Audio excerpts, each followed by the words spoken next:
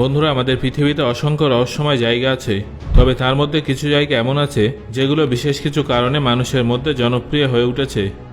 সেটা পৃথিবীর সবথেকে উঁচু পর্বত মাউন্ট এভারেস্ট হোক, কিংবা 4600 বছর আগে তৈরি মিশরের পিরামিড হোক, গ্রেট ওয়াল অফ চায়না হোক, কিংবা সমুদ্রের সবথেকে গভীরতম স্থান মারিয়ানা ট্রেঞ্চ হোক, অথবা পৃথিবীর শেষ প্রান্ত হোক, এই সবকটা জায়গায় বিশেষ পরিচিতি তৈরি করেছে। তবে আজকের এই ভিডিওতে আমি আপনাদের পৃথিবীতে উপস্থিত এমন কিছু অদ্ভুত জায়গা সম্পর্কে জানাবো যেগুলো পৃথিবীর বেশিরভাগ মানুষের কাছে অজানা। তাই ভিডিওটা শেষ পর্যন্ত অবশ্যই দেখুন। Number 1, সানডং cave. ভিয়েতনামে অবস্থিত এই গুহাটাকে পৃথিবীর সবথেকে বড় গুহা বলে মনে করা হয়, যেটা প্রায় 9 কিলোমিটার দীর্ঘ এবং 150 মিটার উঁচু। অর্থাৎ এই গুহার মধ্যে 30 তলা বিল্ডিং নির্মাণ করা সম্ভব। এই গুহার মধ্যে অনেক খাদ আছে, যার ভিতর থেকে অনেক নদী এবং ঝর্ণা বয়ে যায়। বিশাল এই গুহার মধ্যে 150-এরও বেশি ছোট বড় গুহা আছে। শোনা যায় যে এই গুহায় বহু মানুষ হারিয়ে গেছে, তাই যখনই কোনো পর্যটক এখানে যেতে চায় তখন তাকে গাইডের সঙ্গে নিয়ে যাওয়ার পরামর্শ দেওয়া হয়। এখনও পর্যন্ত এই গুহার 40% অংশ দেখা গেছে, বাকি 60% অংশে কী আছে সেটা আজও রহস্য।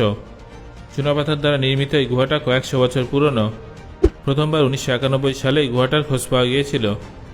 এই গুহায় বিভিন্ন ধরনের প্রাণী এবং গাছপালা দেখতে পাওয়া যায়। প্রত্যেক বছর কয়েক হাজার মানুষ এই রহস্যময় গুহাটা দর্শন করতে আসেন। নাম্বার 2, সালাদ ইউনি। বন্ধুরা, এই জায়গাটাকে পৃথিবীর সবথেকে অদ্ভুত এবং আশ্চর্যজনক স্থান বলে মনে করা হয়, কারণ এখানে পৃথিবী এবং আকাশ মিলেমিশে একাকার হয়ে যায়।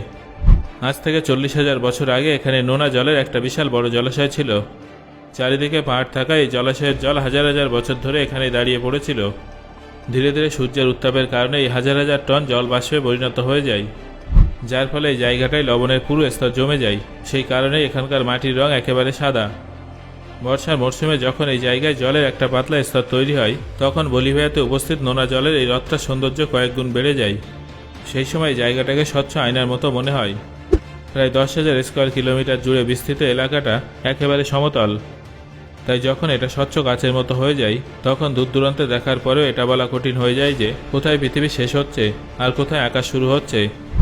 যখন আপনি পৃথিবীর সবথেকে বড় এই কাচের উপর দিয়ে হাঁটবেন তখন আপনার মনে হবে যেন আপনি আকাশে মেঘের উপর হাঁটছেন। রাতের সময় এখানকার দৃশ্য যে কোনো মানুষকে মন্ত্রমুগ্ধ করার জন্য যথেষ্ট, কারণ তখন আপনার মনে হবে যেন আকাশের নক্ষত্র মাটিতে জ্বলজ্বল করছে। নাম্বার 3, ইয়ানার দাগ। আজারবাইজানের রাজধানী বাকু থেকে কয়েক কিলোমিটার দূরে জনশূন্য পাহাড়ি এলাকায় ইয়ানার দাগ নামের একটা ছোট পাহাড় আছে, যেখানে বিগত 4000 বছর ধরে আগুন জ্বলছে। যত তীব্রই ঝড় বৃষ্টি হোক না কেন, কোনো প্রাকৃতিক দুর্যোগে এখানে জ্বলতে থাকা আগুন নেভাতে পারেনি। বলা হয় যে কিছু অদ্ভুত বুদ্ধিসম্পন্ন মানুষ কৃত্রিমভাবে এখানকার আগুন নেভানোর অনেক চেষ্টা করেছেন, কিন্তু আজ পর্যন্ত এখানে জ্বলতে থাকা আগুন কেউ নেভাতে পারেনি। আজারবাইজানের বাসিন্দাদের মতে এই আগুন মানুষ এবং অলৌকিক জগতের মধ্যে একটা যোগসূত্র তৈরি করে। তবে বিজ্ঞানীদের মতে এই পাহাড়ের নিচে মাটিতে প্রচুর পরিমাণে প্রাকৃতিক গ্যাস উপস্থিত আছে, যেগুলো পাহাড়ের ছিদ্র দিয়ে বাইরে বেরিয়ে আসে আর বাতাসের সংস্পর্শে এসে জ্বলে ওঠে। এইভাবে এই পর্বতটা বছরের পর বছর ধরে নিজেকে আগুনের চাদরে মুড়িয়ে রেখেছে। এই প্রসঙ্গে আপনাদের জানিয়ে রাখি যে কিছু কিছু সময় এখানে আগুন ছোট প্রদীপের মতো জ্বলতে থাকে, আবার অনেক সময় 3 থেকে 4 মিটার উঁচু পর্যন্ত আগুন জ্বলতে থাকে এবং নিজের রুদ্র রূপ তুলে ধরে। Number 4, Nazca Lines. বন্ধুরা, পৃথিবীতে এমন অনেক রহস্যময় এলাকা আছে যেখানে হাজার হাজার বছরের ইতিহাস চাপা আছে। ঠিক এমনই একটা এলাকা হলো পেরুর নাজকা লাইন্স। যদি আপনি পেরুর রাজধানী লিমা থেকে 400 কিলোমিটার দক্ষিণে যান, তাহলে আপনার মাটিতে কিছু অদ্ভুত আকারের লাইন দেখতে পাবেন। 1000 স্কোয়ার কিলোমিটার জুড়ে বিস্তৃত এই লাইনগুলোকে নাজকা লাইন্স বলা হয়, যার মধ্যে কয়েকটা 30 মিটার চওড়া এবং 9 কিলোমিটার দীর্ঘ। 1500 শতকে প্রথমবার এই লাইনগুলোকে খুঁজে পাওয়া গিয়েছিল। তখন বলা হয়েছিল যে এগুলো কোনো পুরনো সভ্যতা দ্বারা নির্মিত রাস্তা, কিন্তু 1927 সালে বিজ্ঞানীরা গবেষণা করার পর জানতে পারেন যে এগুলো কোনো রাস্তা নয়, বরং বিচিত্র নকশা, যার মধ্যে হনুমান, টিকটিকি, মাকড়সা, গাছপালা এবং ফুলের মতো ছবি আছে। প্রথমে অনেকে বলেছিলেন যে এগুলো এলিয়েনদের কাজ, কিন্তু তারপর বেশ কিছু বিশেষজ্ঞ এই বিষয়ে স্টাডি করার পর জানান যে এগুলো নাজকা নামক সভ্যতার বাসিন্দারা 500 খ্রিস্টপূর্বাব্দ থেকে 500 খ্রিস্টাব্দের মধ্যবর্তী কোনো একটা সময়ে তাদের কোনো ট্র্যাডিশনের কারণে তৈরি করেছিলেন। তবে এই ধরনের লাইনগুলো কেন তৈরি করা হয়েছিল তার নিশ্চিত কারণ আজও রহস্য হয়ে আছে। Number 5, balancing rock. পৃথিবীর অনেক স্থানে এই ধরনের পাথর আছে যেগুলো আশ্চর্যজনকভাবে মাত্র একদিকে ভর দিয়ে ভারসাম্য বজায় রেখেছে, যার ফলে এগুলো ব্যালেন্সিং রক নামে পরিচিত। উদাহরণস্বরূপ ফিনল্যান্ডের 7 মিটার চওড়া কুমাঘেবি পাথরটা দেখুন, যেটা তার নিচে উপস্থিত একটা পাথরের উপরে ভর দিয়ে দাঁড়িয়ে আছে। এই পাথরটাকে দেখলে মনে হবে যেন একটা ছোট বাচ্চাও খুব সহজে এটাকে ধাক্কা দিয়ে নিচে ফেলে দেবে। তবে অদ্ভুতভাবে কয়েক হাজার বছরে হয়ে যায় একাধিক ভূমিকম্পও একে তার জায়গা থেকে সরাতে পারেনি। ভারতের মহাবলীপুরমে এরকম একটা পাথর আছে, যেটা বিগত 1200 বছর ধরে মাধ্যাকর্ষণ শক্তিকে হারিয়ে একদিকে ঝুঁকে দাঁড়িয়ে আছে। জনপ্রিয় পাথরটার ওজন প্রায় 250 টন, কিন্তু এটা শুধুমাত্র 2 স্কোয়ার ফিটের উপরেই টিকে আছে। অন্যদিকে আমেরিকার উটাতে গবলিন ভ্যালি এস্টেট পার্ক নামের একটা জায়গা আছে, যেখানে এই ধরনের হাজার হাজার ব্যালেন্সিং রক আছে। সেখানকার স্থানীয় বাসিন্দাদের মতে প্রাচীনকালে শক্তিশালী কিছু মানুষ হয়তো একটা পাথরের উপরে এই ধরনের আরেকটা পাথর রেখেছিল, কারণ প্রাকৃতিকভাবে এটা সম্ভব নয়। অন্যদিকে বিজ্ঞানীদের মতে এই জায়গাটাই আগে একটানা জল বয়ে যেত, যার ফলে ঘর্ষণের কারণে এই পাথরগুলোর অবস্থা এমন হয়ে গেছে, যাকে ইরোশন প্রক্রিয়া বলা হয়। মানে এই পাথরগুলো একটার উপরে আরেকটা নেই, বরং একে অপরের সঙ্গে জুড়ে আছে, আর এদের মাঝের অংশটা জলের কারণে ভেঙে গেছে। Number 6, pulpit rock.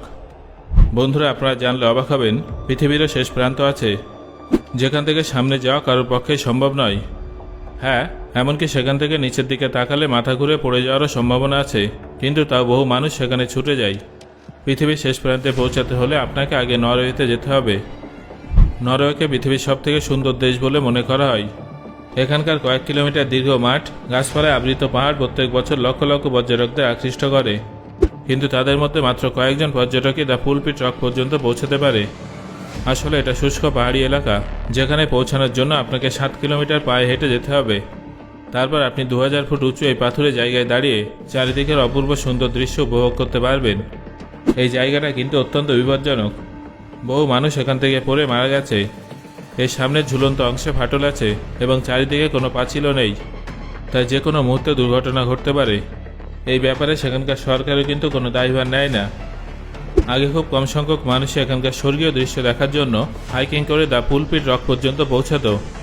তবে হলিউড অভিনেতা টম ক্রুজ অভিনীত মিশন ইম্পসিবল সিনেমার দৃশ্য শুটিং হওয়ার পর থেকে এখানে পর্যটকদের অনেক ভিড় বেড়ে গেছে। আপনারা জানলে অবাক হবেন যে এই জায়গাটা সম্পর্কে মানুষের কৌতূহল এতটাই বেশি যে এখানকার বাতাস বোতলে ভরে বিক্রি করা হয়। পৃথিবীর এই শেষ প্রান্তের বাতাসকে সবথেকে বিশুদ্ধ বলে মনে করা হয়, যার ফলে সেখানকার হাফ মিটার বিশুদ্ধ বাতাসের দাম প্রায় 1500 টাকা। অনুমান করা হয় প্রায় 10,000 বছর আগে হিমযুগে বিশাল এই জায়গাটা তৈরি হয়েছিল। 1900 সালে প্রথম এখানে পর্যটন ব্যবস্থা শুরু হয়। যদিও বিজ্ঞানীদের মতে গোলাকার এই পৃথিবীর শেষ প্রান্ত বলে কিছুই নেই, এটা হলো এই স্থানের শেষ প্রান্ত। কিন্তু তা সত্ত্বেও প্রত্যেক বছর লক্ষাধিক মানুষ পৃথিবীর শেষ প্রান্তকে নিজের চোখে দেখার আকাঙ্ক্ষা নিয়ে পুলপিট রকে এখানে ঘুরতে আসেন। সো বন্ধুরা, আজকের এই ভিডিওতে আলোচিত জায়গাগুলোর মধ্যে কোন জায়গাটা সম্পর্কে শুনে আপনি সবথেকে বেশি অবাক হয়েছেন সেটা অবশ্যই আমাকে কমেন্ট করে জানান। আর ভবিষ্যতে সুযোগ পেলে কোথায় ঘুরতে যাবেন সেটাও জানাবেন। ধন্যবাদ।